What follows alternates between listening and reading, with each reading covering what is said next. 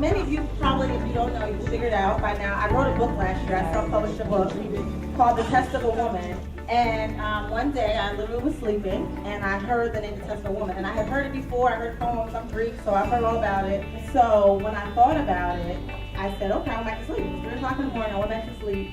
I just kind of left it there. And I went to work the next day and I kept hearing The Test of a Woman in my head. I decided that I was going to start writing. And as I wrote, the words just started coming out. They just started coming, they were flowing, and it almost gave me chills.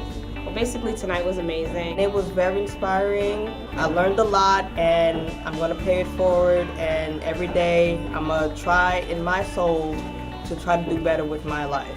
I thought I was just writing a book. No, I'm actually living The Test of a Woman. Is this year, besides some of the other years that I've had, has been one of the most challenging years. But I just encourage you, if you haven't already done so, to think about your own The Test of a Woman is.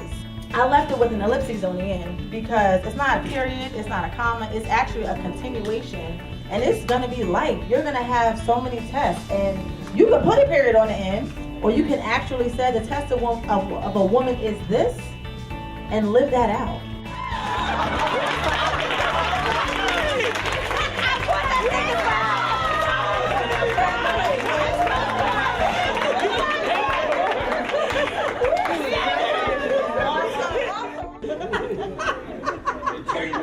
Sometimes when you want something to happen in your life, you gotta put blinders on. You gotta look at that thing and you gotta be able to see all the way next year. Live in your truth. Use the gifts that God has given you and stop playing with your life. He's given you something. I really enjoyed Lunak's presentation. I really connected with her testimony. That message that she said today was so much for me. Because I'm a very strong believer in whatever happens to me is meant for me.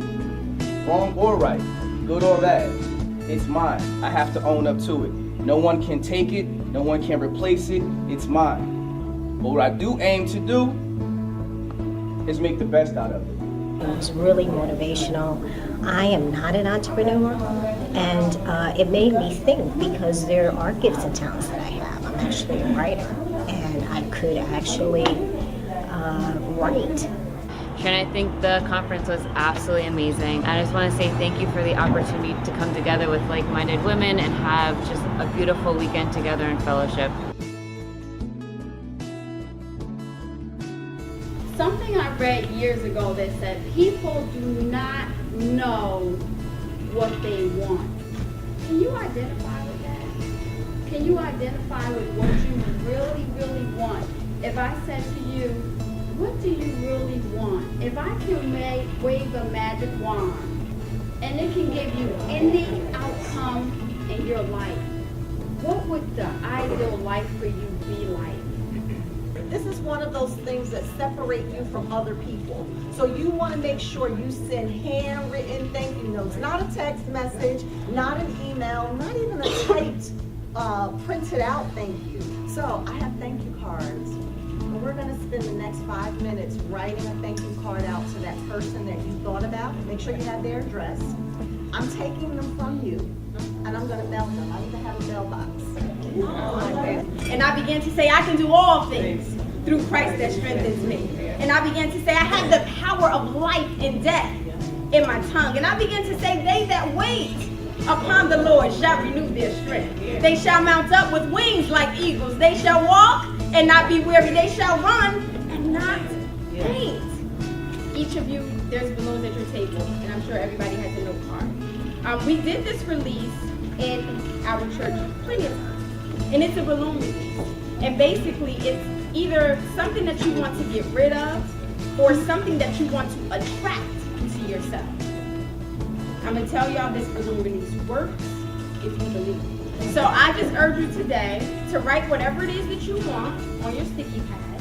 We're going to put them on the balloons and we're going to release it into the atmosphere. Because what you release, when you speak those things that are not as though they were, those things do come back to you. God bless you.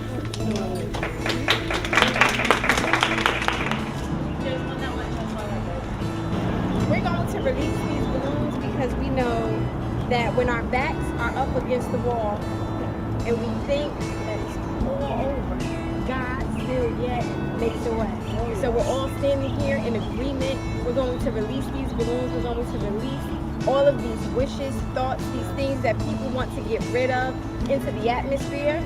So it is said, so it is done. We believe it. In Jesus' name, amen. Amen. Amen.